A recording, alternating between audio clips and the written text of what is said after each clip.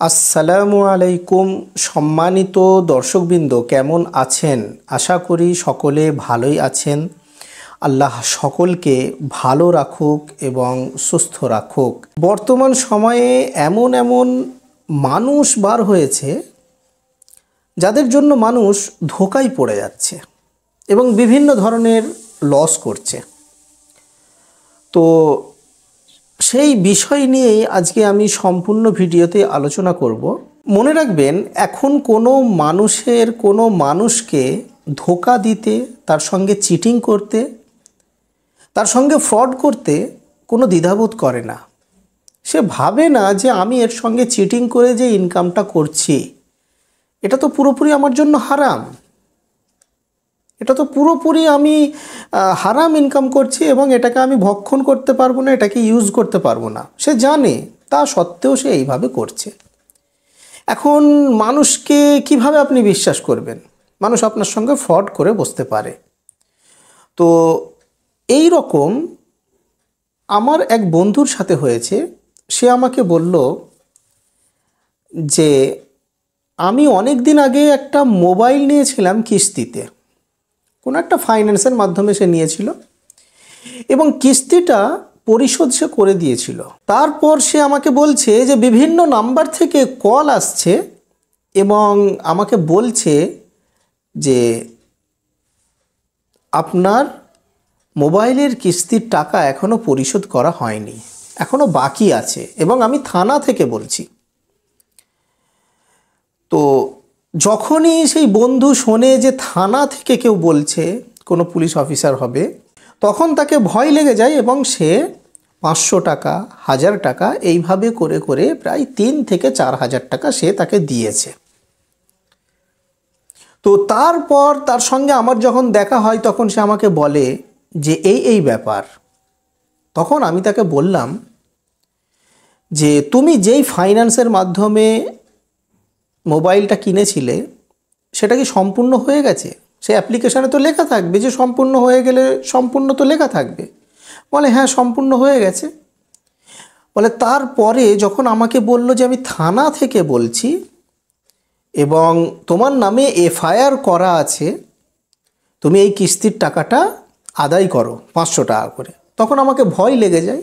সেজন্য আমি সেই ভয়েতেই আমি 500 টাকা, 1000 টাকা যা চাইছিল আমি সেটা দিয়ে দিতাম। তখন আমি তাকে বললাম, এইবারে যখন তোমার কাছে কল আসবে তখন তাকে তুমি বলবে যে আমার নামে যে এফআইআরটা করা আছে সেটার একটা কপি তুমি আমাকে পাঠাও। তুমি আমাকে হোয়াটসঅ্যাপ করো, যেই থানা থেকেই তুমি বলছো তার পুরো ডিটেলসটা আমাকে বলো, কোন থানা থেকে তুমি বলছো, এবং সেই এফআইআরের কপিটা তুমি আমার কাছে পাঠাও। কি বিষয় নিয়ে এফআইআর করা আছে সেটা আমি দেখতে চাই, তারপরে তুমি তার সঙ্গে কথা বলবে। তো আমি সেই বন্ধুকে বলেছিলাম, সে ওটাই করেছিল। বলছে তারপর থেকে সে তাকে আর কল করে না, কল করা বন্ধ করে দিয়েছে। তার মানে এটা ফ্রড। এবং আপনাদের কাছে এই রকমও হতে পারে যে আপনি যদি তার কাছ থেকে বলেন যে তোমার ভিডিও আমি দেখতে চাই, তুমি যে পুলিশ অফিসার বলছো তাহলে তোমার ভিডিওটা আমাকে হোয়াটসঅ্যাপ করো, বা আমি ডাইরেক্ট ভিডিও কল করতে চাই। তো তারা পেছনে ব্যাকগ্রাউন্ড করে বা অনেক কিছু এখন কৌশল আছে, সেই সবভাবে সেই পুলিশ অফিসারের ফটো লাগিয়ে দিয়ে আপনার সঙ্গে ভিডিও কলে সে কথা বলতে পারে। এমনও হতে পারে, এটা কোনো অবিশ্বাস্য নয়, এমন হচ্ছে, মানুষের সঙ্গে ফ্রড করছে। তো আপনারা সব থেকে ভালো, যখনই এই রকম কিছু ফ্রড হবে, থানা থেকে বলছি, তখন আপনারা জিজ্ঞাসা করবেন কোন থানা থেকে, তাহলে আপনারা ডাইরেক্টলি থানায় চলে যাবেন। ঠিক আছে? তো থানায় গেলেই প্রবলেমটা সলভ হয়ে যাবে। বা তাকে জিজ্ঞাসা করবেন কি বিষয়ে এফআইআর করা আছে, তার কপিটা আমার কাছে পাঠাও। এইভাবে বিভিন্ন ধরনের যে ওটিপিগুলো আপনাদের কাছে আসে এবং আপনাকে ফোন করে বলা হয় এত টাকার লটারি লেগেছে, আপনার ফোনে একটা মেসেজ গেছে, ওই ওটিপিটা আপনি শেয়ার করে দিন, বা আপনার ফোনে একটা লিঙ্ক গেছে, ওই লিঙ্কটাতে আপনি ক্লিক করুন, আপনি জিতে নিতে পারবেন। এই রকম অনেক ধরনের ফ্রড আসছে। তো এই বিভিন্ন ধরনের প্রতারণাতে আপনারা পা দেবেন না। এই রকম ওটিপি বা আধার কার্ডের যে ইনফরমেশান সেটা বিভিন্ন ধরনের হোয়াটসঅ্যাপে, ফেসবুকে আপনি শেয়ার করবেন না। নিজের ব্যাঙ্ক ডিটেলসকে শেয়ার করতে যাবেন না। নিজের মোবাইল নাম্বার এগুলো সব পার্সোনাল রাখবেন, প্রাইভেসি রাখবেন। এবং এই সব ব্যাপারে থানা থেকেও পুলিশ অফিসাররাও মানুষদেরকে সচেতন করছেন যে আপনারা এই রকম প্রতারণার শিকার হবেন না। এই রকম করে করে অনেক মানুষের কাছ থেকে অনেক টাকা খতিয়ে নিচ্ছে।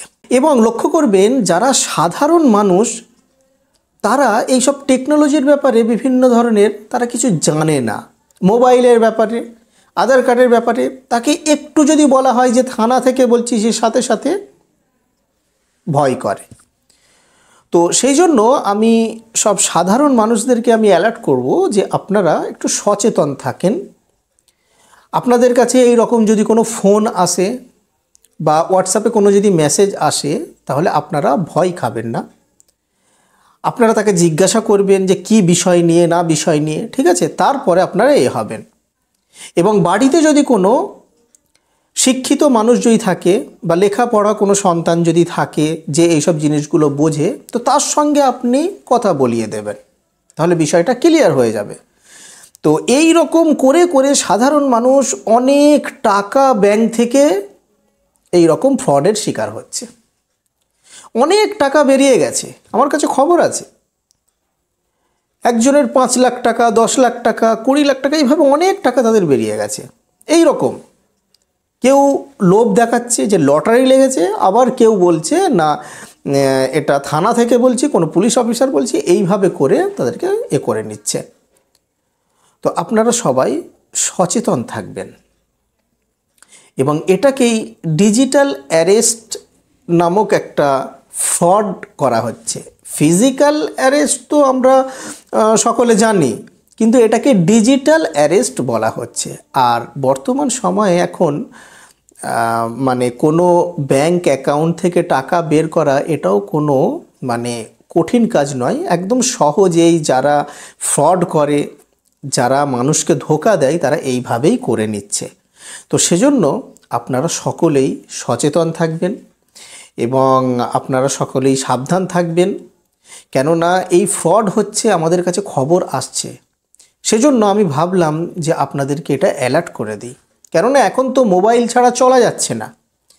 এখন সকলের হাতে মোবাইল, এবং মোবাইলের মাধ্যমে অনেক কাজ সহজও হচ্ছে এবং অনেক মানুষ ধোঁকায়ও পড়ে যাচ্ছে, অনেক ফ্রডের শিকার হয়ে যাচ্ছে। তো যাই হোক, আশা করছি এই ভিডিওটি আপনাদের সকলেরই উপকারে অবশ্যই আসবে। আপনারা সকলে আমার জন্য দোয়া করবেন এবং নিজের জন্য দোয়া করবেন এবং সকলেরই জন্য আপনারা দোয়া করবেন। আসসালামু আলাইকুম ওয়া রাহমাতুল্লাহি ওয়া বারাকাতুহু।